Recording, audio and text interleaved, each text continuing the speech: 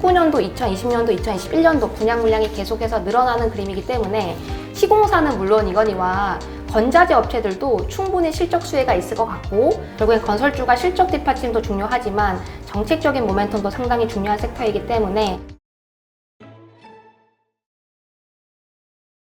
요즘 그 새로운 주도주로 그 경기 민감 주도를 언급하면서 건설주를 특히 이야기들을 많이 하시는데요. 오늘 그와 관련해서 건설주 섹터 애널리스트시죠. SK증권의 신서정 연구위원을 모셨습니다. 안녕하세요. 네, 안녕하십니까. 네.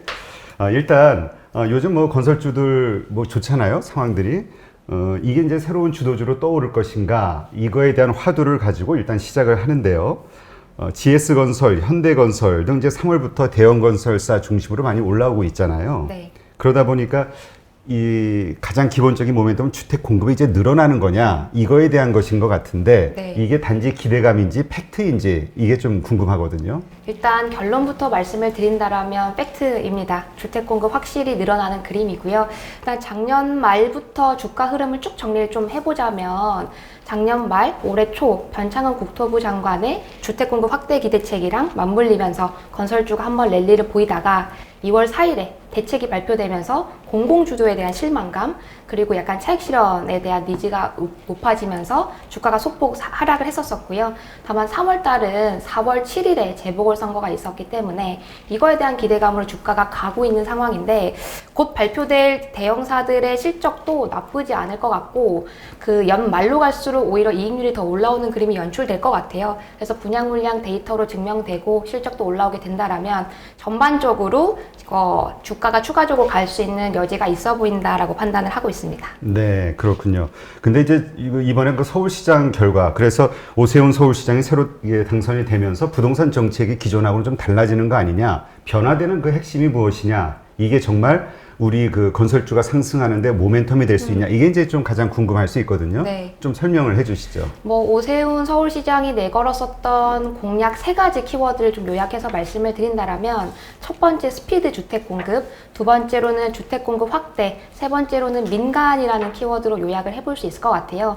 결국에는 5년 내 36만 가구를 공급할 계획을 가지고 있고, 여기서 가장 큰 비중이 재건축 재개발이거든요. 18.5만 호 정도로 구성이 되어 있고요. 신구 공급이 3만 세대, 그리고 기존 그 공공주택이 7만 세대, 그리고 기존 주택 공급안이 7.5만 세대로 구성이 되어 있기 때문에 결국에는 36만 세대를 맞추기 위해서는 민간 재건축 재개발 활성화로 갈 수밖에 없는 상황인데다가, 기존에는 공공주도로 가다 보니까 속도감이 조금 떨어졌었던 경향이 있었거든요. 이런 것들을 민간에 활력을 주면서 또 참여를 도모시키면서 스피드 있게 주택 공급을 하겠다라고 발표한 상황이고, 임기가 1년 3개월밖에 남지 않았기 때문에 좀 단기간 내 가시화시키는 그림이 연출되지 않을까라고도 생각을 해보고 있습니다. 네. 근데 진짜 말씀하신 것처럼 1년 3개월 동안 무엇을 얼마나 할 수 있을까, 이렇게 회의감을 갖는 분들도 있거든요. 네. 근데 그 안에 일단 뭔가 결정해서 일단은 진행을 시킬 수 있는 시간적인 여유는 충분한 건가요? 사실은 많이들 부족하죠. 그래서 5년 내 36만 가구라고 얘기를 한 것 자체도 어떻게 보면 한 번 더 해야지 공급이 가능한 그림이긴 하거든요. 근데 1년 3개월 동안 기반을 닦는 역할들을 많이들 해주실 것 같고, 그 일환으로 주택 가격이 급등하지 않은 상태로 주택 공급 확대한다. 어떻게 보면 좀 모순적인 그 단어일 수 있을 것 같긴 한데, 그래서 신속하게, 신중하게라는 단어들이 계속해서 나오는 것 같아요. 제가 봤을 때는 규제책들이 병행이 되면서 주택 공급 확대를 위한 규제들은 좀 풀어줄 개연성이 있어 보이고, 그 일환으로 재건축 재개발 지구 같은 경우에는 호가가 너무 급격하게 뛰지 않는다라면 기존의 기조대로 좀 풀릴 만한 개연성도 있어 보인다라고 생각을 하고 있습니다. 네. 그러면 지금 지금 공약으로 내건 것만 해도 만약 실행이 돼가는 어떤 모습만 보여줘도 상당히 건설주 섹터에는 긍정적인 모멘텀이 될 것 같긴 하죠. 맞습니다. 왜냐하면 여당뿐만 아니라 야당도 주택을 공급하면서 중장기적인 집값을 잡고자 하는 니즈에 대해서는 동일하기 때문에 주택 공급은 확대가 될 것 같고요. 이 중에서 민간이 참여할 수 있는 포션이 늘어난다라면 지금 제가 계속해서 강조를 드리고 있는 재건축 재개발 관련 주들은 추가적인 주가 상승 여지가 여전히 남아있다, 이렇게 보고 있습니다. 네. 그렇다면 지금 우리가 건설주에 대해서 앞으로 생기는 이러한 기대감 때문에 이게 올라가는 것인지, 아니면 기본적인 어떤 펀더멘탈, 실적이 받쳐주는 것인지, 이것도 좀 궁금하거든요. 1분기 실적 어떻게 보세요? 1분기 실적이 사실 현대건설이 오늘 발표가 됐었고 그 다음 주, 다다음 주 이어서 계속해서 대형사 중심으로 발표가 될 것 같긴 한데요. 일단 1분기 실적은 기대감을 조금 낮추셔서 보실 필요성도 있어 보입니다. 왜냐하면 건설이라는 게 환경적인 그리고 계절적인 영향을 많이 받는데 1분기가 전형적인 비수기에 해당되다 보니까 연간 가이던스의 4분의 1을 하회하는 실적이 기록될 개연성이 높아 보이고요. 다만 컨센서스 자체가 이를 반영시키는 다음에 많이 낮아져 있는 상황이기 때문에 좀 낮아져 있는 컨센서스에 부합하는 실적이 나오지 않을까 싶어요. 현대건설 실적 발표 제가 듣진 못하고 세미나 갔다 바로 오느라고 듣지 그래요? 못했었는데 결국에는 뭐 OP단에서 그러니까 영업이익단에서 컨센서스보다는 소폭 잘 나왔었고요. 이 부분이 왜 그랬냐면 주택 부분 중심으로 이익률이 상당히 잘 나오고 있거든요.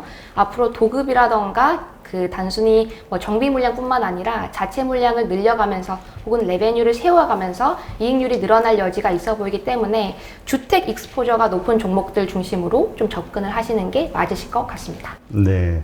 그렇다면 사실 이번 실적도 중요하지만 2분기, 3분기 앞으로 더 좋아진다는 어떤 그런 전망이 좋아야 또 이 주가는 맞습니다. 좋은 거잖아요. 네, 네. 그렇게 일단 전반적으로 기대할 만한 상황인 건가요? 아니면 특정 기업들만 그런 상황이 기대되는 건가요? 연간으로 본다라면 상저 하고가 연출이 될 것 같고요. 지금 보유하고 있는 수주 잔고들만 감안을 하더라도 특히 주택 부분 중심으로 적어도 2년에서 3년 정도는 매출 상승이 있을 것 같긴 해요.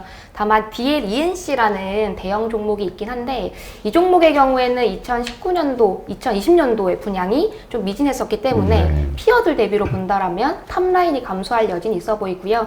다만 흐름상 올해 연간으로 봤을 때 상반기보다는 하반기에 그리고 2021년도보다는 2022년도의 실적 가시성이 나타날 것 같다. 그래서 좀 길게 봤을 때 중장기적인 실적 상승이 연출이 될 것 같다라는 게 제 생각입니다. 네. 근데 지금 말씀하신 DL-ENC 같은 경우도 그렇고 건설주들이 상당히 많이 올랐잖아요. 뭐 네. 52주 신고가 뭐 하는 곳들도 많이 있고요. 그러니까 제일 걱정이 되는 게 지금 만약에 들어갔다가 물리는 거 아니야? 뭐 이런 걱정이거든요. 이게 차트를 짧게 보시면 사실 충분히 부담스러우실 수도 있을 것 같긴 하거든요. 근데 전 오히려 좀 차트를 길게 보셨으면 좋겠고 업황을 좀 데이터로 정리를 해드리고 싶은데 2015년도가 연간 분양 물량이 52만 호였거든요. 네. 근데 이게 어느 정도로 압도적인 수치이냐면 2010년도부터 2014년도까지 연간 분양 물량이 26만 호였어요. 그러니까 이거의 2배 물량을 한 해에 찍었던 거거든요. 그러면 2010년도 저점 찍고 계속해서 분양 물량이 올라오는 그림 사이에서 저희 시공사라던가 건자재 업체들 주가 추이를 그려보시다 보면 어느 정도 실적이 뒷받침되어 있는 상태에서 주가가 올랐는지를 보실 수 있으실 것 같아요. 그러니까 이러한 분위기가 다시금 연출이 되고 있다라고 저는 확신을 하거든요. 왜냐하면 2015년도에 52만 호 분양을 하고 2016년도에 30만 호 분양한 다음에 그러니까 저점을 계속해서 찍는 모습을 보이다가 2018년도 저점 찍고 다시금 분양 물량이 올라오는 그림입니다. 2019년도 33만 호, 2020년도 36만 호에 이어서 2021년도 데이터가 상당히 재밌는데 제가 연초에 분양 계획 물량을 찍어봤을 때는 39만 호였거든요. 근데 불과 한 달 전에 찍어봤을 때는 41만 호가 나왔어요. 네. 근데 제가 그저께자로 데이터 업데이트 하느라고 다시 업데이트를 눌러보니까 연간 계획 물량이 46만 호더라고요. 확 늘었네요. 네. 그러니까 18년도 저점 찍고 19년도, 2020년도, 21년도 분양 물량이 계속해서 늘어나는 그림이기 때문에 시공사는 물론 이거니와 건자재 업체들도 충분히 실적 수혜가 있을 것 같고 지금 기사들 보시면 아시겠지만 건자재 업체들 중심으로 쇼티지 이슈 계속해서 부각이 되거든요. 그럼 P가 늘면서 Q가 같이 늘어나는 그림이 연출되면서 실적 개선으로 연결이 될 수밖에 없다라고 보고 있습니다. 이게 단순히 모멘텀이나 기대감으로 가는 게 아니고 당장 1분기 혹은 이번 연도 실적으로부터 반영이 될 것 같아요. 근데 이제 보통 주가는 6개월 것을 이제 가져와서 일반적으로는 그쵸. 뭐 그렇게 반영을 한다고 하잖아요. 그러니까 이게 과연 이 지금의 어떤 그 활황, 이 전망이 유효 기간이 얼마나 될 것이냐. 이 시장이 또 뭐 1년 후에 6개월 후, 8개월 후에 가라앉는다고 하면은 네. 조금 이따 또 가라앉을 수도 있는 거잖아요. 네. 전 연간으로 봤을 때는 뭐 섹터 통으로 봤을 때 아웃퍼폼을 보일 것이라고 생각을 하고 있고 이것이 단순히 기대감이 아니고 실적 상승 그리고 말씀드렸다시피 상저하고가 연출될 거기 때문에 연 말로 갈수록 오히려 실적 반영이 올라가면서 기대감이 이끄는 주가 상승은 계속될 수 있다라고 보고 있습니다. 아, 그래요? 그러면 이 가운데서 대형주가 괜찮은지 아니면 중요한 근데 건설사도 보면 왜 국내 주택 건설하는 것도 네. 많지만 네. 해외 건설을 같이 하는 곳도 있고 해외 건설만 하는 곳도 있고 네. 뭐 여러 다양하잖아요. 아무래도 국내 주택 건설 비중이 많은 곳이 유리할까요? 저는 나래비를 좀 세워본다라면 주택 익스포저가 높은 종목들이 더 좋을 것 같아요. 그러니까 좀 흐름을 정리해 봤을 때 재밌었었던 데이터가 YTD, 그러니까 연초 이후 수익률을 그려봤을 때 GS건설이 21%, 현대건설이 25%, 대우건설이 36% 랠리를 보였었거든요. 이에 반해서 해외 쪽 익스포저가 높은 삼성엔지니어링은 14% 상승에 그쳤습니다. 그러니까 지금 정책적인 모멘텀이 전형적으로 이끄는 장이다 보니까 주택 쪽 그 노출도가 높은 종목들이 실적 수혜라던가 모멘텀을 받을 개연성이 높아 보이고요. 다만 삼성엔지니어링이 안 좋다 혹은 해외 익스포저가 높은 종목들이 안 좋다라고 말씀을 드리는 거는 전혀 아니에요. 사실 4월 초 이후에 주가 수익률 그려보면 3N뿐만 아니라 모든 대형 건설사들이 한 10% 남짓으로 다 비슷하게 올라오고 있는 그림이거든요. 결국에는 발주처의 상황들이 개선이 되고 있고 유가도 상승하고 있어서 역으로 말씀을 드린다면 싼 건설사를 접근하고 싶으시면 엔지니어링을 접근하시는 것도 좋으실 것 같긴 한데 제가 좋게 보고 있는 섹터는 주택 쪽이다라고 정리할 수 있을 것 같아요. 네. 그렇다면 관련된 그 건설사들 가운데서 탑픽으로 보시는 데는 어디인가요? 저는 대형사 중에서는 현대건설과 GS건설 상당히 좋게 보고 있고요. 근데 대형사뿐만 아니라 건자재 업종까지 좀 넓혀서 봤을 때는 시멘트 업종 중에서 쌍용양해 상당히 좋게 보고 있고 쌍용양해가 사명이 변경돼서 조금 안 익숙하실 수도 있으실 것 같긴 한데 쌍용 CNE입니다. 네. 그리고 뭐 금강공업이라는 폼하는 업체도 실적 가시성이 확실히 올라오는 그림인 것 같아요. 그래서 이 두 종목도 꼭 말씀을 드리고 싶습니다. 네. 그렇다면 우리가 이제 매수를 했어요. 근데 지금 밸류에이션도 지금 말씀으로는 여러 가지 환경이 좋기 때문에 뭐 우리가 고점에 물릴 걱정을 뭐 좀 안 해도 된다 이렇게 생각한다면 그래도 언젠가는 팔아야 되는 순간이 오잖아요. 네. 어떤 시기에 이거를 매도를 해야 되나요? 뭐 정책적인 모멘텀이 꺾이는 시기가 될 수 있을 것 같고 지금 오세훈 후보가 뭐 규제책이랑 규제 완화책을 병행시키면서 가는 그 양상이 그려지고 있는데 이걸 계속해서 트래킹을 하시는 게 중요할 것 같아요. 결국엔 건설주가 실적 뒷받침도 중요하지만 정책적인 모멘텀도 상당히 중요한 섹터이기 때문에 뭐 이런 것들을 팔로우 하시면서 좀 센티의 변화가 생긴다 하면 차익 실현을 하시는 것도 나쁘시지 않을 것 같고요. 그렇지 않다면 지금 주가 레벨에서는 충분히 추가 업사이드가 남아있고 올해보다 내년에 더 좋아지는 그림이다 이렇게 생각을 하고 있습니다. 네. 이게 단기 어떤 테마성 이런 어떤 그 섹터는 아니다. 이렇게 네. 이해하면 되겠네요. 네, 맞습니다. 네. 그러면 잠깐도 언급하셨지만 이제 건자재도 사실 그동안 건설주 호황에 힘입어서 많이 올라오고 있었잖아요. 네, 네. 이 건자재 관련해서도 한번 좀 자세하게 살펴보죠. 일단 건자재주도 있고 인테리어 관련주도 이제 상승을 많이 하고 있는데 일단 전반적인 시장 현황을 먼저 좀 설명해 주시죠. 일단 작년을 기점으로 분위기가 완전히 바뀐 게 B2C 비중이 높은 종목들 중심으로 실적 호조세가 연출이 되거든요. 아무래도 입주 물량이 가라앉는 분위기가 연출되었다 보니까 작년까지는 B2B 비중이 높은 그 건자재 업체들 같은 경우에는 상대적으로 실적 메리트가 없었고 B2C 그 비중이 높은 한센과 같은 종목들은 거의 매 분기 서프라이즈를 기록했었던 걸로 기억을 하고 있어요. 그럼 그렇게 생각을 하신다라면 작년이 코로나 때문에 일회성으로 그 매출이 잘 나왔던 게 아니냐라고 생각을 하실 수 있겠지만 얼마 전에 한샘 1분기 실적 발표가 나왔죠. 네. 너무 잘 나왔습니다. 제추정치를 소폭 상회했고 컨센서스도 소폭 상회를 했고요. 그러니까 전반적으로 봤을 때 리하우스로 대표되는 인테리어라던가 B2C 가구, 특히 온라인 부문 중심으로 성장률이 지속되고 있는 분위기거든요. 제가 봤을 때 한샘이라는 종목도 연간으로 본다라면 리하우스 부분이 한 25% 상승, 그리고 온라인 부분이 30% 이상의 상승이 있을 것 같아서 연간 매출 2.3조 이상까지 충분히 가능해지는 그림일 것 같긴 해요. 다만 하나 좀 걱정이 되실 수 있는 포인트를 먼저 말씀을 드린다라면 수익성은 2020년도 2분기 대비 3분기, 3분기 대비 4분기가 계속해서 올라갔었거든요. 근데 이번 1분기 때 OPM이 조금 꺾였어요. 영업이익률이. 근데 이거는 약간 일회성의 이슈라고 보시면 될 것 같고요. 리하우스뿐만 아니라 KB 대리점, 가구 대리점에 출점이 되면서 판촉비라던가 디스플레이 비용들이 올해 내내 좀 잡힐 수 있을 것 같아요. 이것 때문에 일회성으로 연간으로 봤을 때는 OPM은 떨어질 수 있겠지만 탑라인의 성장은 지속되고 있다라고 보고 있고요. 이 탑라인 성장이 왜 중요하냐면 전체 인테리어 마켓을 한 26조 가량으로 본다라면 비브랜드 업체들이 한 70% 이상의 마켓 시어를 차지하고 있거든요. 그럼 브랜드 업체가 마켓 시어를 누가 선제적으로 확보하는지가 굉장히 중요해진 시점인데 이런 부분에서 가시화할 수 있는 포인트가 탑라인이다. 즉 매출액이 꾸준히 성장할 수 있을 것 같다라고 생각을 하고 있어서 한샘을 중심으로 한 건자재 업체들, 인테리어 업체들도 상당히 좋게 보고 있습니다. 네. 그런데 네. 그런데 그 건자재 한샘과 관련해서 지금 말씀하신 이게 이제 언택트 그 환경 하에서 사람들이 나가지를 못하니까 집안에서 있다 보니까 뭔가 바꿔주고자 하는 욕구 이런 네. 것들 때문에 좀 일시적으로 성과가 그러니까 매출이 늘어난 거 아니냐 이런 의견을 가지신 분들도 있거든요. 맞아요. 그러니까 한샘이라는 종목이 사실 시장에서 보시기 되게 까다롭고 되게 어려운 종목이거든요. 그러니까 2019년도까지 매출이 감소했는데 이익률은 방어를 하면서 주가가 뭐 지지부진한 모습을 보였었어요. 근데 2020년도 말씀하신 대로 코로나의 일회성 효과를 차치하고 말씀을 드리긴 어려울 것 같긴 한데 저는 그래서 이번 연도의 실적이 상당히 중요할 것 같거든요. 제가 작년에 한샘이라는 기업을 엄청 좋게 본다라고 말씀을 드렸었고 세미나도 엄청 많이 다녔었는데 이때 항상 말씀을 하셨던 바가 올해가 지나고 나서 내년에 코로나가 좀 잠잠해진다라면 이 정도의 매출액 성장률이 찍힐 수 있냐. 근데 뭐 결론적으로 2020년 대비 2021년도 10% 이상의 매출 성장률 충분히 나올 수 있을 것 같고요.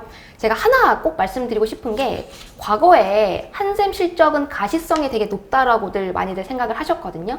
B2C랑 B2B를 나눠서 봤을 때 B2B는 입주 물량에 동행하는 데이터였고 B2C는 주택 거래량에 동행이 됐었어요. 근데 이 코릴레이션이 깨지고 있다는 것이 되게 중요한 것 같습니다. 즉 이제는 사람들이 이사를 가지 않더라도 혹은 주택 매매를 하지 않더라도 가구를 산다거나 집코노미에 대해서 관심이 커지는 그러니까 트렌드 자체가 변화하는 국면이기 때문에 조금 다른 관점에서 보실 필요성이 있어 보이고 작년에 이어서 올해도 실적 가시성이 올라올 것 같다라는 게 제 판단이에요. 네. 그러니까 일시적인 코로나 환경 때문에 스트레스 해소를 위해서 하는 게 아니라 이건 하나의 트렌드로 네. 이게 좀 코로나가 완화된다 하더라도 지속적으로 이렇게 일어날 수 있는 현상이다. 네. 이렇게 이해하면 되겠네요. 네. 네. 지금 1분기 실적 뭐 잠깐 언급하셨지만 지금 이제 대표적으로 한샘 건자재 관련해서는 한샘을 그 탑픽으로 보시는 건가요? 아니요. 조금 밸류체인을 나눠서 보시는 게 좋을 것 같은데 시공사를 중심으로 밸류체인 보통 앞단이 토공사나 기초공사가 들어가다 보니까 뭐 파일 업체들이 있을 수 있을 것 같고요. 그 다음으로는 골조공사 들어가게 되면 시멘트라던가 레미콘 같은 회사 혹은 뭐 폼 같은 회사들이 있을 수 있을 것 같고 뒷단에서는 뭐 가구 한샘으로 대표될 수 있겠죠. 혹은 욕조로 대표되는 뭐 대림비엔코라던가 뭐 아니면 창호 같은 업체들이 있을 수 있을 것 같은데 이 밸류체인 앞단에 속해 있는 파일 업체라던가 시멘트 업체들 그리고 폼 업체들은 1분기부터 당장 흑자 전환이 가능해질 것 같아요. 이렇게 된다라면 시장에서 정책적인 모멘텀으로 주가가 따라붙어서 부담스럽지 않나라고 주춤주춤 하시던 그 투자자분들께서 1분기부터 흑자 전환이 가능하네. 연간으로 본다라면 시장 전망치보다 더 잘 나올 수도 있겠네라는 생각이 충분히 들 수 있을 것 같거든요. 뭐 대표적으로 금강공업이라는 종목 쪽 말씀을 드려보고 네. 싶은데 2020년도에 별도로 봤을 때 한 2,500억 정도 매출이 찍혔는데 제가 본다라면 별도로 2021년도에는 3,100억 이상은 나올 수 있을 것 같아요. 뭐 1분기가 계절적인 요인 때문에 소폭 슬로우 할 수는 있겠습니다만 연 말로 갈수록 수익성이랑 매출단 더 늘어날 것 같고요.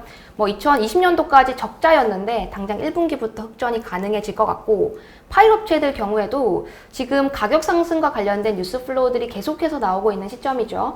그래서 1분기부터 당장 단기 순이익단에서도 흑자 전환이 가능해지는 시점일 것 같아요. 이렇게 본다라면 밸류체인 앞단에 속해 있는 이런 종목들 좀 관심을 가지고 보셔도 좋을 것 같다라고 생각을 하고 있습니다. 네. 일단 그 건설주가 그러니까 건설주의 어떤 그 관심이 커지면서 그리고 상승하면서 후방에 그 말씀하신 건자재부터 뭐 얼마 전에는 페인트 관련 주들도 맞습니다. 많이 올랐잖아요. 네.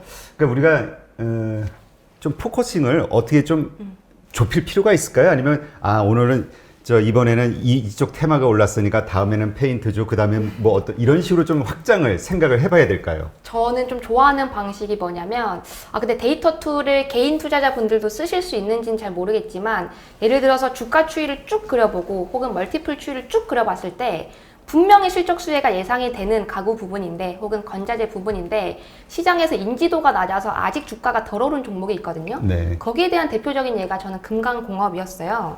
금강공업의 피어인 삼목 S폼이라는 종목은 주가가 엄청 랠리를 보이는데 금강공업은 그만큼 주가 상승은 보이지 못했었거든요. 그래서 제가 2월 초에 탐방을 가서 2월 중순에 레포트를 쓴 이후로도 계속해서 주가가 오르고 있는 상황이니까 건자재 업체들을 쭉 소팅을 하신 다음에 덜 오른 종목들 중심으로 보시고 뭐 탐방이라던가 애널리스트 레포트들을 통해서 기업의 실적 성장도 가시화되는 기업들 중심으로 접근을 하시면 하방도 막혀 있고 상방은 열려 있는 투자가 될 수 있지 않을까라고 생각을 하고 있습니다. 네. 그렇다면 지금 최근 보고서에서 일단 그 한샘에 대한 그 언급을 하셨잖아요. 네. 근데 이제 가구 플랫폼 업체로 변화가 기대된다 이런 이야기를 하셨는데 이거는 구체적으로 어떤 이야기인지 좀 설명해 주시죠. 제가 봤을 때는 미국이나 유럽 선진국들을 중심으로 인테리어라던가 가구 시장 자체의 트렌드가 변화를 하고 있고 온라인화가 굉장히 빠르게 진행이 되고 있거든요. 온라인화와 걸맞게 모바일화도 굉장히 빠르게 되고 있고 제가 한샘이 축을 했으면 좋겠다고 생각했었던 기업 모델이 유럽 그러니까 선진국에 하우즈라는 모델이 있어요. 근데 제가 어플을 직접적으로 어떻게 쓰는지 유튜브도 찾아보고 했었는데 예를 들어서 제가 이 책상을 사고 싶다고 하면 하우즈라는 어플을 킨 다음에 이 책상을 클릭을 하고 이 책상을 배치하고 싶은 곳에 제 스마트폰에 카메라를 갖다 대면 그 구현이 되는 단계이거든요. 이런 식으로 지향하는 바를 한샘도 전략적으로 가지고 있는 상황이고 물론 이게 가시화될 때까지는 시간이 좀 걸릴 수밖에 없을 것 같긴 합니다. 다만 온라인 쪽이라던가 리하우스 쪽이라던가 온라인 플랫폼화 쪽으로 전략적인 방향성을 상당히 잘 잡은 것 같아서 나중에 이런 식으로 성장을 했으면 좋겠다라고 생각을 해서 레포트에는 명기를 했었던 내용이긴 합니다. 네. 이 한샘에 대한 언급들이 참 많기는 하더라고요. 네. 근데 그래서 한샘 정말 좋아지고 있구나. 좋은 기업이구나. 라는 건 생각이 되는데 그래도 너무 많이 올른 거 아니야? 이런 생각 때문에 멀티플이 비싸죠. 네, 선뜻 들어가기가 네. 좀 부담스럽단 말이죠. 네. 괜찮을까요? 저는 TP, 그러니까 목표 주가로 15만 원을 제시를 하고 있고, 이번 1분기 실적 발표가 있은 다음부터 외사라던가 국내 증권사 애널리스트 분들은 오히려 16만 원 이상까지도 목표 주가를 내놓으신 경우가 상당히 많고요. 그러니까 지금 단순히 목표 주가를 올렸다라는 데 초점을 맞추기보다는 그 목표 주가를 올린 레포트들의 내용을 보신다라면 연간 실적에 부담이 없고 연간보다 내년 실적에 더 부담이 없는 레벨이다. 그러니까 크게 걱정하실 필요성이 없어 보이고 한샘은 사실 항상 비쌌어서 그래요? 네, 한샘은 지금이 사실 가장 쌀 때예요? 한샘은 과거에도 비쌌고 그랬는데도 주가 추이가 보시면 결국에 입주 물량이 늘어나는 사이클에서 실적이 더 갈 수 있다라고 보고 있습니다. 그러니까 어쨌든 이거 건자재 쪽은 전방 사업이 건설주들의 화랑이 언제까지 가느냐 이거에 따라 달린 거로 우리가 이해하면 되겠죠? 네, 맞습니다. 참고로 그러니까 한샘도 B2C 중심으로 말씀을 하시는데 B2B는 아까 말씀드린 대로 입주 물량이랑 코릴레이션이 강하다라고 말씀을 드렸잖아요.